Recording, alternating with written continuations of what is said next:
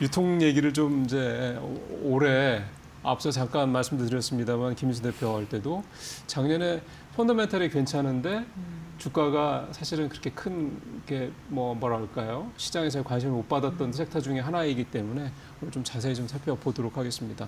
작년 유통 분야를 결산해 보면 제가 그 위원님 리포트를 좀 정리해서 찾아보니까 성장의 질적 변화 뭐 이런 내용이 좀 와닿더라고요. 그러니까 뭐가 질적 변화라는 점인지 이 부분을 좀 말씀을 듣고 싶었습니다.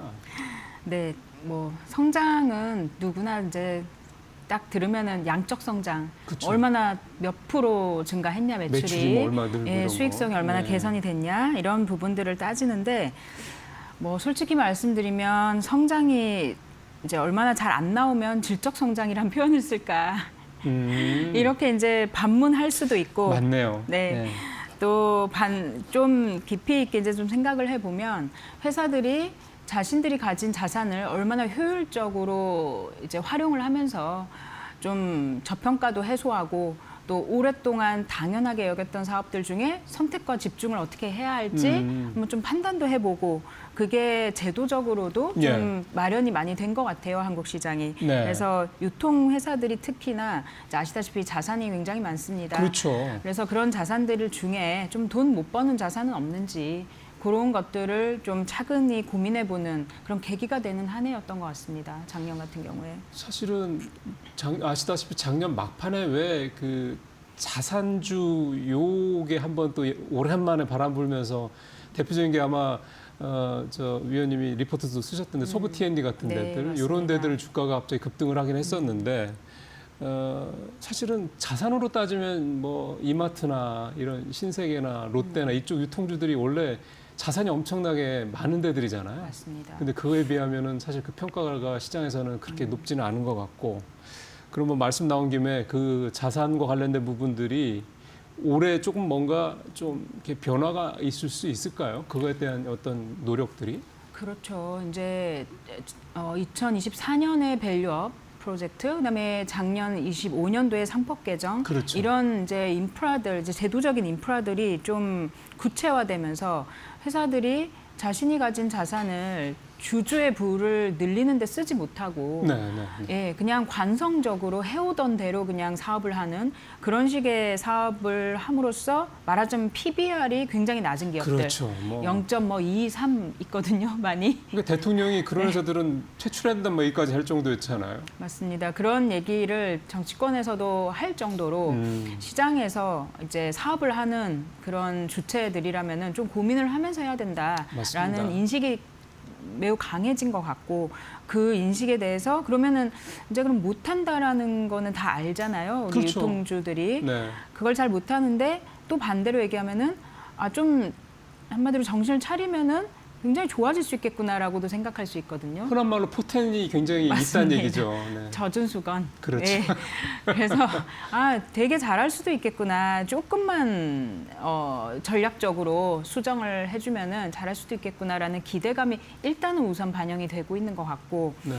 그게 현실화되면서 지표들이 좀 움직여주면 그러면 사실 좀 말도 안 되는 시가총액이긴 하거든요. 그러니까요. 예, 그런 것들이 좀 기지개를 펼 수 있는 그런 해가 올해 되지 않을까 이렇게 기대하고 있습니다. 그러니까 그 뭐 내수 부진 이 얘기를 사실 저희가 워낙 오랫동안 좀 팬데믹 이후에 좀 팬데믹 그 어떤 기운이 조금 가시고나서 좀 내수 부진 얘기를 워낙 오래 하다 보니까 그냥 유통주는 내수의 뭐 가장 대표적인 섹터잖아. 그러니까 뭐 안 좋겠지. 네. 이런 약간 인식도 좀 있지 않나 생각이 네. 들기 때문에 그러면 사실 직원들도 계속 몇 년 동안 그런 분위기에 휩싸였으면 예. 기운이 좀 빠지잖아요. 예. 좀 말씀하신 대로 뭔가 올해 좀 이렇게 좀 변곡점이 됐으면 하는 생각이 좀 드네요. 맞습니다. 심리적으로도. 예. 그리고 또 하나 살펴야 될 게 이제 결국 이제 온라인 시장, 오프라인 시장 요거에 대한 얘기일 텐데 이쪽은 좀 작년에 좀 어땠다고 좀 평가를 하세요?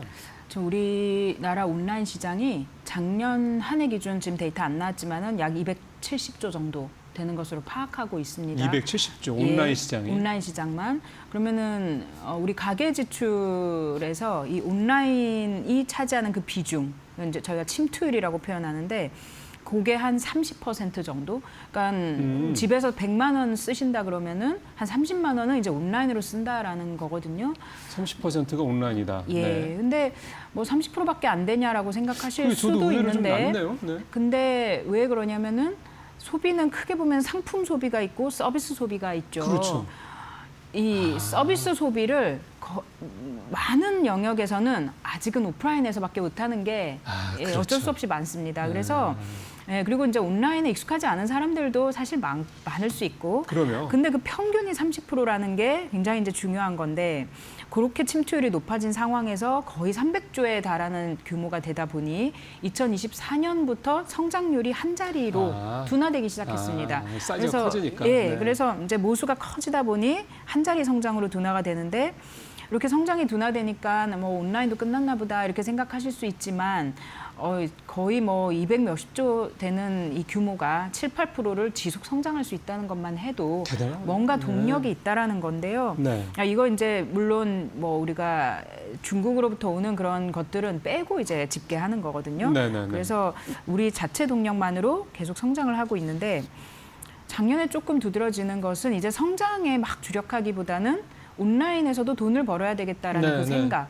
그게 매우 강해진 상황이고 그런 게 이제 올해는 어떻게 좀 더 변화가 되냐 하면은 AI 기술력이 접목되면서 그러겠죠. 예, 이제 모바일, 그다음에 컨텐츠, 그리고 광고 이게 결합이 된 형태의 온라인 플랫폼으로 거의 변화가 될 거다. 근데 물론 이제 변화 못하는 애들은 살아남지 못한다라는 뜻이 되겠고요.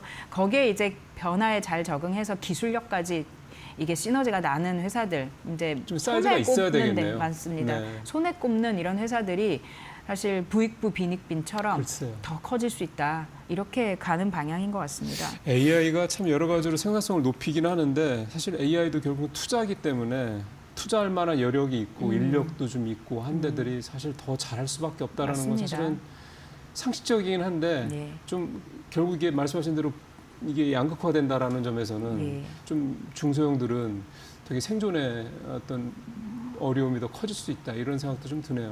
중소형 아니라 뭐 대형 기업들도 생존에 어려움이 생길 수 있습니다.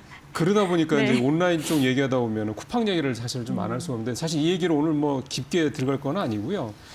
혹시 저는 이 쿠팡이 지금 하고 있는 행태를 보면 되게 국민적 반감도 커지고 있고 정부 차원에서도 뭐 그냥 놔둘 것 같지는 않고 정치권뿐만 아니라 혹시 이 상황에서 뭐 탈팡하는 사람들도 좀 늘어나고 있다고 하는데 이거를 다른 국내 유통업체들 예를 들어 네이버라든가 뭐 SSG 같은 데라든가 이런 데서 뭔가 좀 이렇게 뭔가 이걸 잘 활용할 수 있는 기회가 되지 않을까. 왜냐하면 격차가 자꾸 벌어지고 있었으니까. 맞습니다. 그걸 어떻게 보세요? 네, 이게 이제 누군가에게는 또 좋은 기회가 되지 않을까? 그러니까요. 우리 투자를 하는 사람들 입장에서는 감정적으로 호소하는 것에서 조금 벗어나서 좀 이제 이성적으로 또 판단을 해봐야 되니까요. 맞습니다. 그랬을 때 그러면 누가 이걸로 수혜를 볼까 생각을 안 할 수가 없는데 결론부터 말씀드리면은 아주 근본적인 두 가지 질문에 대해서 확실한 답을 못한다라면 우리가 수혜를 그래요. 막 본다라고 하긴 쉽지 않다. 타사가. 일단 결론적으로는 수혜를 보기가 쉽지 않다. 네. 그 이유는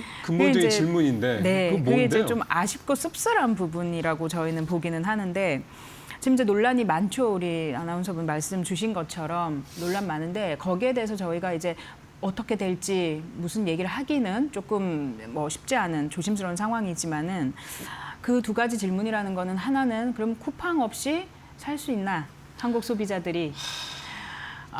어떤 분들은 탈팡도 하시고, 뭐 그렇게 하세요. 근데 탈팡해서 잘 버티시는 분들은 아마 쿠팡에 대한 절실한 또 그게 적은 그 분들? 유저가 아니었을 네, 수 네, 있습니다. 네, 맞습니다. 근데 이제 뭐 쉽게 말하면 아이를 키운다던가 갑자기 새벽에 뭐가 와줘야 되는 이런 상황.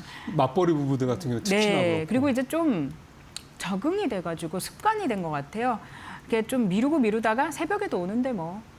맞아요. 네. 미리미리 준비 안 하는 거죠. 그래서 이런 시스템에 적응이 되고 락인이라고 저희가 표현하는데 네. 이렇게 되면은 그걸 이제 아마도 회사는 노리면서 많은 투자를 했을 것이고요. 그래서 없이 살 수 있느냐라는 부분에 정확하게 우리가 좀 확신이 있느냐라는 거. 그리고 또 한 가지는 좀 전에 우리 정부 이런 얘기도 하셨지만은 어떠한 규제가 나오든 뭐가 됐든 간에 쿠팡의 전체 몸통을 흔들 수 있는 그 영업에 방해를 줄 수 있는 훼손을 할 수 있을 만한 그런 규제 집행이 가능할 것인가 과연. 영업 정지까지는 나오긴 하던데 그게 네. 과연 가능할 것이냐. 뭐 한다 하더라도 뭐 그걸 뭐 한 달, 두 달 할 수 그렇죠. 있느냐. 그렇죠. 왜냐하면은 이 두 가지를 간단하게 압축해서 표현해 드리면은 첫 번째 질문은 소비자의 어떤 충성도에 관련된 얘기고 두 번째 질문은 밸류 체인이 워낙 촘촘하게 얽혀 있기 때문에 예, 이 부분에 대한 파급력을 어디까지 우리가 감수할 거냐. 쿠팡 하나만 공격하는 게 아닐 수 있거든요. 그렇죠. 예, 그런 부분들 때문에 그럼 이제 우리가 첫 번째 그 의문으로 좀 다시 돌아가서 쿠팡 없이 살 수 있는가? 수혜주가 있느냐. 수혜주가 있느냐? 예, 여기에 대해서 우리가 다시 한번 좀 반문을 해보면은 이 두 가지 질문에 답을 못하면은 사실 뭐 비슷한 사업을 하는 업자들이 이걸로 계기로 조금은 사세로 확장할 수 있겠지만은 판세를 뒤엎는 네. 것은 본인들이 바뀌지 않는 이상 제가 못한다라고 조금 지금 주춤한다라고 해서 나는 하나도 안 바뀌고 이게 수혜를 본다. 이건 좀 떨어지는 네. 감을 받아먹는 이런 느낌이고요. 다만 이제 네이버는 좀 다를 것 같긴 합니다만. 그러니까요. 예. 네이버는 실적이나 점유율이나 경쟁력이나 전략 측면에서 매우 이제 좀 이렇게 따라가고 있는 상황입니다. 그러니까요. 쿠팡을. 그래서 여기에서 이제 네이버가 그런 의지가 있다라고 한다라면은 충분히 기회가 될 수 있는데요. 저희가 그동안 보아온 네이버의 전략들을 보면요. 이런 거를 기회 삼아서 사세를 넓히려는 전략을 펼칠 것 같지는 않습니다. 않다. 네. 네. 그렇게 또 사업을 하는 회사는 아닌 축에 속해서 그러진 않을 것 같다. 그래서 결론적으로는 누구에게든 수혜가 되기도 힘들고 또 이거를 기회 삼아 확 치고 나갈 가능성도 조금 낮아 보인다. 이게 쿠팡의 힘이군요. 그게 결국은 참. 예. 자 이제 올해 얘기로 좀 이제 넘어가도록 하겠습니다. 일단은 이제 앞서 좀 얼추 뭐 올해에 대한 부분도 좀 얘기해 주셨는데 지금 말씀 지금까지 들은 것만을 봐서는 올해 유통 쪽이 대단히 뭐 이렇게 막 이렇게 좋을 것 같다 이렇게 딱 느껴지지는 않네요. 뭐 여러 가지 변수들이 좀 있겠죠. 제가 조금 건방진 말씀이지만 십수년 보면서 내수 좋아서 유통 잘 된 적은 없었던 것 같습니다. 이게 내수는 막 호황이고 막 돈이 넘쳐나고 다들 막 한 개 사고 두 개 사고 이러지는 잘 않고 이 확장성이라는 게 있어야 되는데 한국은 그게 조금 이제 외국인이 와서 소비를 해준다거나 인바운드 뭐 이런 개념으로 네, 예. 수출을 해서 막 확장된다거나 아까 화장품 얘기 잠시 앞에 나왔지만 그러지 않고서는 이 내수만으로는 확장되기가 쉽지가 않은 구조잖아요. 이게 우리가 이제 어느 정도 먹고 살만했다 이 얘기죠. 결국은. 그렇습니다. 성장의 한계가 있기 때문에 네. 뭐 부진하든 호황이든 다 거기서 마이너스 1%에서 플러스 1% 사이기 때문에 이건 이제 크게 의미는 없는 것 같고 네. 더 우리가 중요하게 봐야 될 부분은 회사들의 전략 변화인 것 같고 아까 초반에 말씀드린 내가 가진 수많은 자산들을 어떻게 하면은 주주부를 상향시키는데 좀 작동하게끔 네. 나의 체질을 개선할 수 있을까? 그만큼 지금 비효율적으로 쓰고 있는 자산이 많다라는 그런 뜻입니다. 거죠. 네. 그게 이제 첫 번째로 중요하고 두 번째는 시장의 분위기, 주식 시장의 분위기. 연말에도 보면 갑자기 내수가 좋아져서 신세계가 오르고 호텔주가 오르고 그런 건 아니거잖아요. 신세계가 사실은 보니까 많이 올랐더라고요. 올랐거든요. 그래서 네. 뭐 현대백화점도 작년에 2배 오르고 신세계도 막판에 많이 오르고 이러는 이유들이 시장의 분위기가 약간 좀 시각을 이쪽으로 옮겨오면서 자산이 많고 좋아질 애들이 누가 있을까? 이런 투자 컨셉의 문제인 것 같기는 하거든요. 뭐 이를테면은 자산 재평가라든가 또는 뭐 주주환원 정책이라든가 이런 걸 네. 통해서 뭔가 기존에 좋아질. 되게 그냥 무거운 유통주의 개념이 아닌 쪽으로 갈 수도 있다라는 기대감. 맞습니다. 그런 기대감을 가지고 다시 한번 이 종목들을 보면 그새 이렇게 커져 있었어? 시총은 이렇게 쪼그라들어 네. 있는데 이런 종목들이 많이 보이거든요. 네. 그래서 사실 우리가 뭐 화끈하게 일주일에 30% 오르고 이러는 종목들은 아닐 수 있지만은 연간 포트폴리오 차원에서 그런 종목들을 조금 가지고 가시면은 연초에 작년에 신세계를 샀다라면은 조금 기다림이 있었지만은 연말에 웃고 나오는 그렇죠. 장이었거든요. 그렇죠. 이런 게 올해도 충분히 나올 수 있다. 그렇게 생각합니다. 이게 분명히 화려한 섹터는 아니에요. 왜냐하면 예를 들어서 우리가 뭐 종종 보는 뭐 반도체라든가 뭐 이런 데처럼 뭐 화끈하게 뭐 P하고 Q가 네. 같이 확 성장이 돼서 뭐 이렇게 되는 그런 섹터는 아니거든요. 좀 전에도 뭐 위원님도 말씀하셨지만 이제 우리도 이제 어느 정도 먹고 살만해진 나라이기 때문에 갑자기 진짜 말씀하신 대로 이거 하나 양복 한 벌 사러 갔다가 뭐 돈도 벌었는데 한 벌 더 사지 이렇게는 잘 안 네, 한단 말이에요. 잘안 하죠. 되게 적절한 표현이신 것 같아요. 네. 그러니까 이제 뭔가 얘네들이 다른 식으로 환골탈태를 하지 않는 한 주가가 드라마틱한 성장을 하기에는 근데 그거를 올해부터 본격적으로 좀 하려고 그러지 않겠냐 이런 기대감을 가져올 만하다는 건데 예. 올해 그 작년에 보면 좀 전에 잠깐 말씀하셨는데 신세계하고 현대백화점 네. 백화점들은 아주 괜찮았고 네. 주가도 그렇고요. 네. 이마트는 좀 좋아지려다가 안 좋았죠. 주춤하고 네. 그 대형마트 쪽은 여전히 조금 시원찮은 것 같고 이런 네. 것 같습니다. 네. 이런 양극화의 이유는 또 어떻게 좀 찾아봐야 됩니까? 그러니까 이것만 보더라도 야, 소비가 안 좋은데 백화점이 좋겠어 이렇게 생각하시거든요. 근데 늘 제가 방송에서도 말씀드리고 자료에서도 얘기하고 하지만은 오래 전부터 백화점은 이미 이 일반적인 소비자들의 장이 아니다. 마켓이 아니다. 네. 예, 그냥 거기에서 먹고 쓰는 사람들이 있어요. 그리고 이제 저희가 뭐 장도 보고 장도 보고 소득 5분위 기준으로 봤을 때 이 5분위 사람들의 소비 행태를 봐야 되는데 그러니까 상류층이죠. 상류층이죠. 네. 상위 20%. 그분들은 연간 필수 소비재 아닌 그냥 비필수. 저희가 뭐 내구재, 비내구재 이런 식으로 얘기하는데 그런 소비에 370조를 씁니다. 그러니까 우리나라가. 그게 뭐 그 비필수 소비재라는 게 내구재라고 하는 게 보통 가전제품, 아니 뭐 사치재, 옷, 네, 그다음에 옷, 액세서리, 여행. 이런 거죠. 예, 다. 뭐 그런 이제 소비들. 꼭 먹고 사는데 필요 안 해도 안 되는 해도 되는 것들. 거죠. 예. 거기에만 370조 쓰거든요. 370조. 예, 상위 20%가. 근데 우리나라 백화점 규모가요, 50조밖에 안 돼요. 아. 네, 그래서 물론 그 370조 중에 백화점에서 쓸 수 있는 그런 재화나 서비스의 범위가 한정돼 있긴 하지만 우리 백화점 걱정할 일 아니다라는 거죠. 그러니까 괜히 남 걱정하고 있던 거예요. 예, 연예인 걱정. 그러니까 이게 예. 20%밖에 그러니까 상위 20%가 쓰는 게 370조인데 그 중에 한 50조밖에 지금 현재 백화점에서 안 쓴다. 네. 그러면은 뭐 370까지는 아니더라도 적어도 2배 이상 성장할 수 있는 여지가 늘 우리는 얼마든지 성장이 있다는 열려 얘기네요. 있어요. 근데 더 중요한 거는 소득 5분위만 백화점에서 사지 않는다는 거. 그러면 저도 1분위도 가서 명품 사고요. 네. 그러는 나라입니다. 그래서 네. 백화점은 본인들도 크게 걱정 안 하는, 그러다 보니 혁신도 좀 없기는 한데 그렇죠. 그래서 이제 백화점 주식이 그런 어떤 이 트렌드를 작년에 잘 탔던 것 같고 거기에 이제 각종 이렇게 곁다리로 가진 자산들에 대한 가치도 부각이 좀 마침 됐고요.